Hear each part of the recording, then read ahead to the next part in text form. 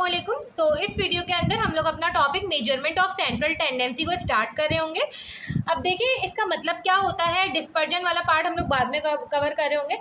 Measurement of central tendency का मतलब ये होता है कि कोई एक सर्टेन सिंगल वैल्यू है, ठीक है, जो कि हमारे पूरे डाटा की ओवरऑल परफॉर्मेंस बता रही है, वो हमारे पास एवरेज कहलाता है। फॉर एग्जांपल मेरे 5 सब्जेक्ट्स थे, अब 5 सब्जेक्ट्स जो है उनमें अलग अलग मार्क्स आए, मगर मैं आखिर में इनको एक रिप्रेजेंटेशन देना चाह रही हूँ, तो हम लोग क्या करते हैं, परसेंटेज निकाल लेते हैं। तो मतलब कि इन सब का एक बीच की वैल्यू निकालते हैं और जो है वो हमारे पास परसेंटेज निकल के आती है हमारी, ठीक है।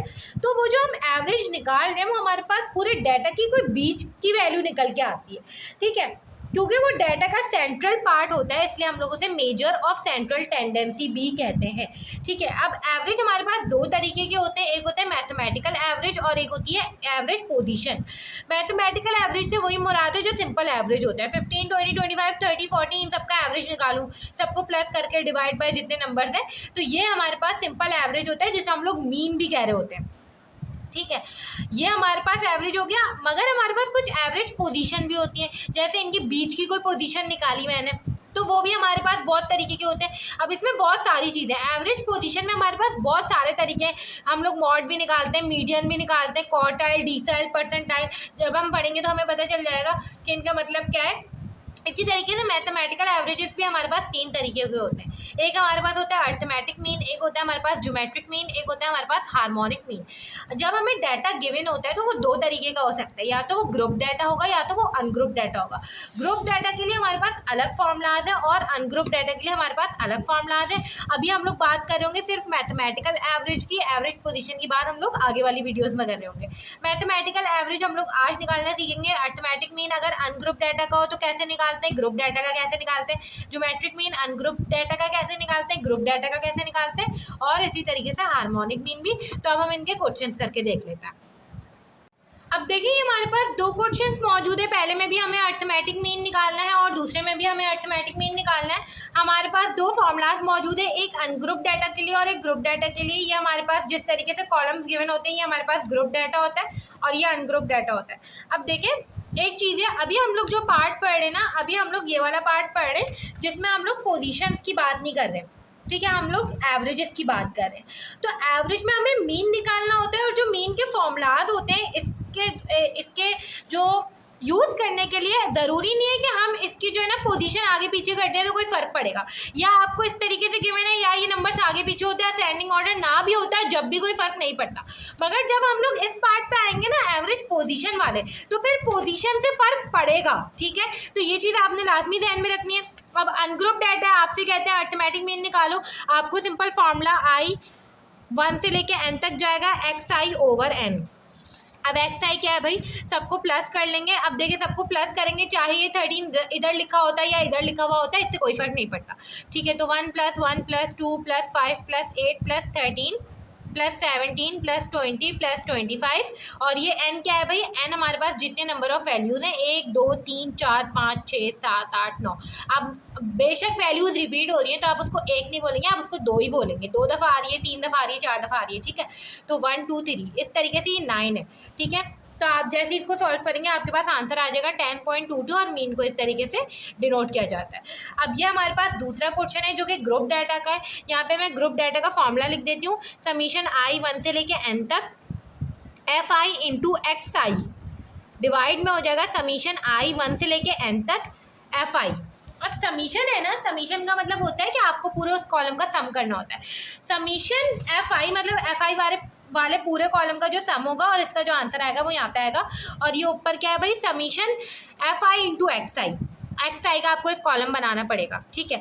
फिर आप क्या करेंगे, fi इंटू xi का एक कॉलम बनाएंगे, मल्टीप्लाई, ठीक है, बीच में मल्टीप्लाई की साइन है, मल्टीप्लाई xi, और जो आपके पास पूरा कॉलम आ जाएगा उसका समीशन करेंगे, तो उसका जैसे जो समीशन होगा वो आपके पास इस ऊपर न्यूमरेटर वाले का आंसर होगा, ठीक है। अब देखें xi कैसे निकल के आएगा, आपके पास जो लोअर क्लास इंटरवल होता है और जो अपर क्लास इंटरवल होता है दोनों को प्लस करते हैं, डिवाइड बाय 2 करते हैं, तो आपके पास xi की वैल्यू निकल के आ जाती है, यहाँ पे आ जाएगी 102.5, इन दोनों को प्लस करें डिवाइड बाय 2, इन दोनों को प्लस करें डिवाइड बाय 2, ठीक है। तो ये हो जाएगा 108.5, 114.5, 120.5, 126.5, ये हो जाएगा 132.5। इसी तरीके से आप इसको मल्टीप्लाई करें, आपके पास ये इस कॉलम की वैल्यू आ जाएगी 512.5, इन दोनों को मल्टीप्लाई करें आपके पास 1302, 1946.5, 1687, 126.5, 132.5। अब इस पूरे कॉलम का सम करें और इस पूरे कॉलम का सम करें, ये दो आपको नीड है। तो इसका जब सम करेंगे तो 50 आएगा, इसका जब सम करेंगे तो 5707 आएगा। ये पूरी चीज़ हमारे पास ये है और ये पूरी चीज़ हमारे पास ये है। दोनों को डिवाइड कर दें, 5707 डिवाइड बाई 50, आपके पास अर्थमेटिक मीन का आंसर निकल के आ जाएगा। तो इस तरीके से आपके पास जो है ये अर्थमेटिक मीन निकालने का तरीका होता है। अब हम लोग ज्योमेट्रिक मीन और हार्मोनिक मीन देख लेते हैं।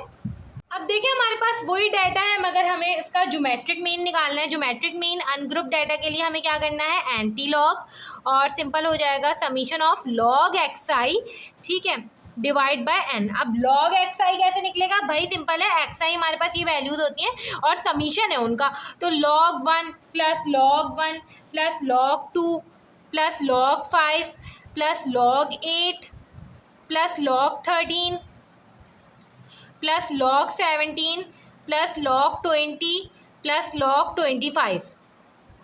आपके पास इन सबको प्लस करके जो भी आंसर आएगा वो यहाँ पे ऊपर लिखेंगे आप, जो कि आपके पास 6.99 आएगा, ठीक है, और आपके पास नीचे n तो हमारे पास 9 ही है। जो भी आंसर आएगा उसका आपने आखिर में एंटी लॉग लेना है, बहुत ही आसान था, ये ज्योमेट्रिक मीन है। इसी तरीके से अगर आपके पास यही डाटा गिवन होता ग्रुप डाटा, तो आप इसका ज्योमेट्रिक मीन कैसे निकालते, आपको ये फॉर्मूला यूज़ करना पड़ता है, anti log summation of F I.